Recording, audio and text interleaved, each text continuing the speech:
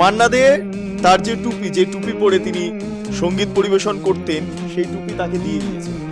আপনি মান্না দের একদম শীর্ষ, মানে মান্না দে আপনি যে জীবনী লিখছে তার মধ্যে আপনার নাম রয়েছে, মানে এর চেয়ে এক পাতা জুড়ে আমি 25 পাতা একটা পাতা পুরো। একটু জন্মভূমিটাকে ক্লিন করে দেয়, একটু যদি রাস্তাঘাটগুলো ভালো হয়, চোর জোচ্চরের উপদ্রবটা যদি কমে, আর খুন খারাপির যাতে রিস্কটা না থাকে, এই জ্যান্ত জ্বালিয়ে দিচ্ছে বাংলাদেশে, ওই বর্ডারটা যেন শিফট হয়ে এখানে না আসে, তাহলেই আমি খুশি। আমি ফ্রন্ট ফুটে খেলতে রাজি আছি, দুটোই T20 খেলবো, গান আর ফ্রন্ট পলিটিক্স। আমি গুগলে সার্চ করছিলাম, আপনার প্রথমেই যে ছবিটা পাওয়া যাচ্ছে জেলে গেছেন। अब कहाँ जाए हम ये बता दे जमीन, अब किसी को किसी पर भरोसा नहीं।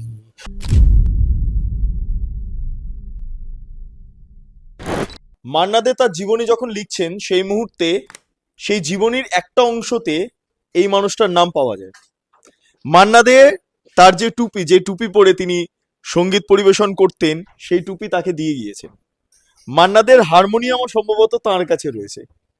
ফলে মান্না দের মানে অন্যতম প্রিয় শিষ্য, কিন্তু অদ্ভুতভাবে তিনি প্রথম দিকে মান্না দের শিষ্য ছিলেন না, পরবর্তীকালে হয়েছেন। ফলে সেই রজত শুভ্র বাবু তার আরেকটা পরিচয়, লন্ডনে দাঁড়িয়ে মমতা বন্দ্যোপাধ্যায়কে কালো পতাকা দেখিয়েছিলেন এবং জাস্টিস ফর আরজি কর, একদম অক্সফোর্ড বিশ্ববিদ্যালয়তে। ফলে সবটা মিলিয়ে তখন থেকে সংবাদ শিরোনামে এই মানুষটা রয়েছেন। আজকে তার কাছে যাব, যে সেদিনকারের ঘটনা, সেদিনকারের ভিড়, আর আজকে আপনি গান গেয়েলেন সেই ভিড়, দুটো ভিড়ের মধ্যে কি পার্থক্য মনে হচ্ছে? আজকের ভিড়টা প্রেমের ভিড়, হ্যাঁ, তাই না? এটা রোমান্টিক লাইট। গান তো আমার প্রেম, গান আমার ভালোবাসা। এই ভিড়ের সঙ্গে কোনো কিছুরই তুলনা হয় না। তবে ওই ভিড়টাকেও খারাপ লাগেনি, কারণ প্রতিবাদটা তো করতেই হয়। অন্যায়ের বিরুদ্ধে মুখ না খুললে খুলবে কে?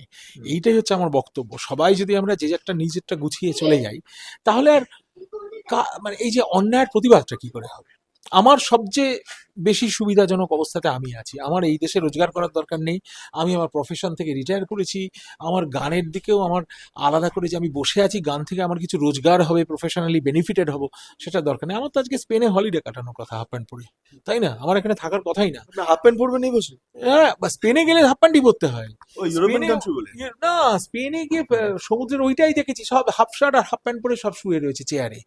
আমি হাফ প্যান্ট কোনোদিন পরিনি, কিন্তু স্পেনে গিয়ে, পর্তুগালে গিয়ে পড়তে বেশ ভালো লেগেছে, কারণ ওরা সবাই পড়ছে তো ফুল ফুল কাটা হাফ প্যান্ট। এখানে পড়লে হাসলে রাস্তার কুকুর কামড়ে দেবে, স্ট্রে ডগ। না, এই হাফ প্যান্ট পরা কিছু নেতা তারা এখন ফুল প্যান্ট পরতে শুরু করেছেন। আপনার এলাকার নাকি আশেপাশে তারা থাকেন, আপনি একবার বলছিলেন এই সমস্ত। হাফ প্যান্ট পরা বয়সে হতে পারে না, ওই ক্লাস অফ হাফ প্যান্ট কোথায় পাবে? আমি যে হাফ প্যান্ট পরি সেটা কোথায় পাবে? এই খিদিরপুরের হাফ প্যান্ট নাকি রে ভাই? এ তো মেড ইন স্পেন বা মেড ইন বলছেন এত টাকার বাড়ি, এত সম্পত্তি, খিদিরপুরে হাফ প্যান্ট পরবেন? ও সম্ভব? sorry, না সেটা ঠিক, সেটা ব্র্যান্ডেড মাল মানে ইম্পোর্টও করা যায়। আমি যেটা বলছি, পাসপোর্ট ভিসা না হলে তো ওইসব বিচগুলোতে যাওয়া যায় না। হুম। পাসপোর্ট লাগে, অবশ্য পয়সায় কিনা হয়। সেটা মানে আই কারেক্ট মাই স্টেটমেন্ট, পয়সা দিয়ে সবই কিনে নেওয়া যায়। সো হয়তো একটা স্পেন পর্তুগালের ভিসা হয়ে যেতে পারে। এখানে পলিটিক্সে কি পয়সা দিয়ে কেনা হচ্ছে? পুরোপুরি তো মনে হয় তাই। আমি তো এই জন্য পলিটিক্সে কোনো ধার পাচ্ছি না, পয়সার খেলটা খেলতে পারছি না বলে, বেনিফিশিয়ারি নই বলে, বা কোনো এক্সপেকটেশন নেই বলে। সেই জন্য ডিরেক্টলি পলিটিক্সে ঢুকতেও পারছেন না।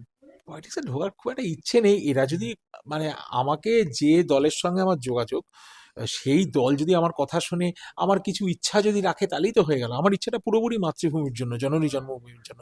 আমার নিজের জন্য কিছু, I have achieved everything, believe me or not. আমার এই জীবনে যেটুকু করার কথা ছিল সেটা করে ফেলেছি।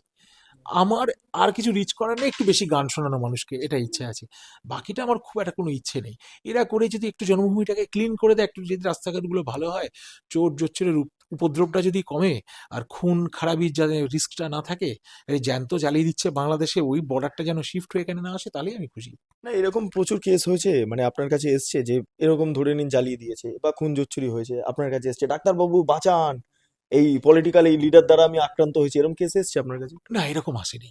এরকম আসেনি, হয়তো হ্যাঁ। আমি তাদের মানে কন্ট্যাক্ট পয়েন্ট নই বলে হুম। ওই রকম ধরনের কোনো কিছু আমাকে এখনো ফেস করতে হয়নি। কারণ আমি তো এমএলএ এমপি কিছু নই, আমি নেতাও নই, আমার তো কোনো পজিশন নেই। হুম। এটা আমি ক্লিয়ার করে দিই যে আমার কোনো পজিশন না, লাগবে না। ডাক্তারের কি পজিশন লাগে? না, না, কিন্তু আমি তো প্র্যাকটিসও করি না। হুম। কিন্তু আর্তমাত্রা আমি শুনতে পাই, দেখতে পাই, আমাকে ডাইরেক্ট না বললেও হুম। আত্মীয় স্বজনদের কাছে এসছে, বন্ধু বান্ধবের কাছে শুনেছি, হুম। প্রচুর জায়গায় প্রচুর ঝামেলা চলছে। হুম। এবং তারা ঠিক ঠিক জায়গায় ঠিক লোকের কাছে যাবে, তারাই খোঁজ দেবে কিভাবে বাঁচতে হয়। আমি তো সেটা এখন সুরাহা করতে পারবো না। আমি I am not a person of position. আচ্ছা, আপনি এই মুহূর্তে এনআরআই, হুম। ফলে আপনি যদি ভোটে দাঁড়াতেও চান আপনাকে সিএ নিয়ে নাগরিকত্ব নিতে হবে, বা এখানে নাগরিকত্ব যদি না নেন আপনি ইলেকশনে দাঁড়াতে পারবেন না, যেটা নিয়ম মোতাবেক। ফলে এইটা কি আপনি ইচ্ছে প্রকাশ করছেন যে একবার নাগরিকত্বটা নিয়ে আমি এখানে ইলেকশনে লড়াই করে আমি আমার মতো করে লড়ি, এরকম চাইছেন? এই মুহূর্তে না, চাইছেন একদমই না? না। কেন কি আমার, হুম। দেখো, ব্রিটিশ পাসপোর্টটা ওরকম ভাবে তো আমাকে হঠাৎ মুখ দেখে দেয়নি। হুম। আমি আমি তো আর হিরো নই, এমন কিছু দেখতে ভালো নয় যে আমাকে এটা দিয়ে দিল। হুম। আমি এটা অ্যাচিভ করেছি অনেক পরীক্ষা দিয়ে, অনেক পরিশ্রম করে, হুম। তবে সেটা অ্যাচিভ করেছি। আর এত দিন ধরে এইখানে এইভাবে এটা নিয়ে ভেসেছিলাম, কাজে এই মুহূর্তে আমি মানে ওইটা ত্যাগ করে এখানে ঝাঁপিয়ে পড়তে চাইছি না। এই তো আমার ভাইয়েরা রয়েছে, আমার দাদারা রয়েছে, তারা সব লড়বে, আমি তাদের সঙ্গে আছি। তারা যদি ঠিকভাবে লড়াইটা পিক আপ করে তাহলেই কাজ হয়ে যাবে। আমার লালবাজারের দিনটা মনে আছে?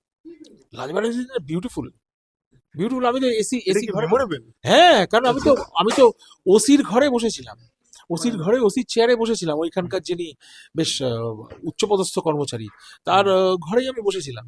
আর আমাকে সুকান্তবাবু কোথা থেকে যেন সেই কচুরি জিলিপি এনে খাওয়ালো, কাজে আমার পক্ষে খুব একটা, ওই একটু সময় ধাক্কাধাক্কি করেছিল, অসভ্যতা বাঁদরামি হয়েই থাকে।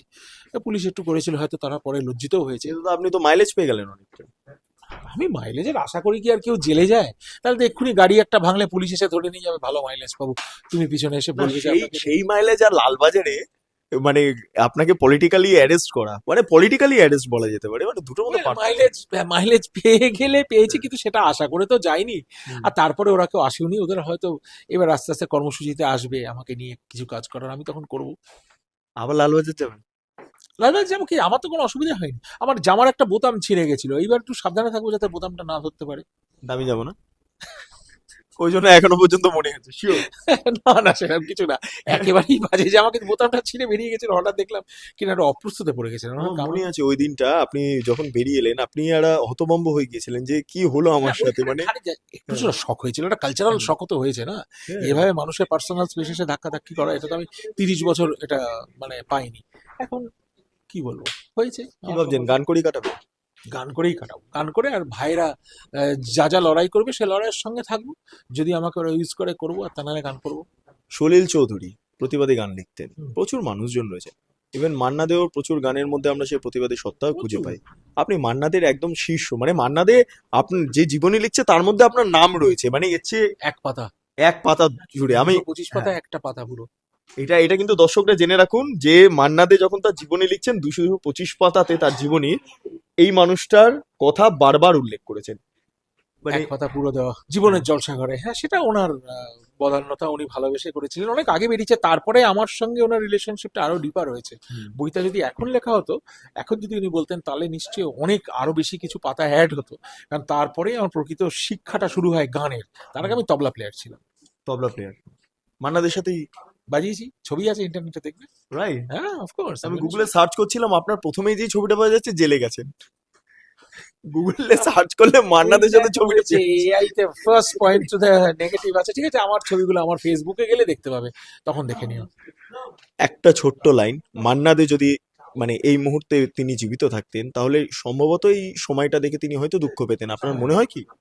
হ্যাঁ, ভীষণ পেতেন। ভীষণ শক্ত। তিনি কি পেয়েছিলেন, দুঃখ পেয়েছিলেন তার শেষ তখন না, উনি জীবনে? ব্যাঙ্গালোরে ছিলেন, তো ব্যাঙ্গালোরটা একটু মোর অর্গানাইজড। হুম। দুঃখ পাননি, উনি পারিবারিক সূত্রে একটুখানি দুঃখিত ছিলেন, কিন্তু মানে বাইরের থেকে উনি সে শখটা অনুভব করেননি। কলকাতাটা এত খারাপ হয়ে গেছে, ওনার সে দুর্ভাগ্যটা হয়নি দেখার। আচ্ছা, এক্ষেত্রে দাঁড়িয়ে যদি তিনি বেঁচে থাকতেন আজকের দিনে, যে যা ছবি আপনি দেখতে পাচ্ছেন উনি হয়তো দেখতে পেতেন, তাহলে ওনার লাইন থেকে মানে ওনার গানের যে তালিকা সেখান থেকে কোন গানটা বেরিয়ে আসতো, এবং সেটা দুটো শব্দ একটু আপনার সুরে শুনতে চাই। শুধু কি এরকম ভাবে গান করা যায় নাকি? একটা ছোট করে, এটা দর্শকদের। अब कहाँ जाए हम, ये बता दे जमीन, अब किसी को किसी पर भरोसा नहीं, अब कहाँ जाए हम। এইটাই হচ্ছে আসল বিষয়, যেটা হচ্ছে মান্না দে বেঁচে থাকলে হয়তো এই গানটাই হয়তো গাইতেন এই মুহূর্তে, এবং এই গানটা খুঁজতে বেশি সময় লাগলো না, জাস্ট একটা সেকেন্ড, মিলি সেকেন্ডের ব্যাপার, মানে আপনি খুঁজে বার করে নিলেন। হ্যাঁ, এটা হচ্ছে বারাহাত তেরা আখির হ্যাঁ, হ্যাঁ, সিনেমা, হ্যাঁ, ভি শান্তারাম জি, একদম শঙ্কর জয়কিশনের টিউন করা একটা একদম। অদ্ভুত গান, শাম্মী কাপুরের পিকচারাইজেশন ছিল। তাহলে আপনাকে আগামী দিনে গান গাইতে দেখবো এবং পলিটিক্সে একদম নেপথ্যে থাকবেন, আপনি ফ্রন্ট এতে আসতে চাইছেন না, তাই তো? ফ্রন্টে যদি আনে আমি আসবো, কিন্তু হুম। আমি দাঁড়াবো না, আমি ভোট করতে পারবো না, আমি দাঁড়াতে পারবো না। হুম। আমি ফ্রন্ট ফুটে খেলতে রাজি আছি, দুটোই T20 খেলবো, গান আর ফ্রন্ট পলিটিক্স। মানে এটা কি ব্যানারটা থাকবে বিজেপি?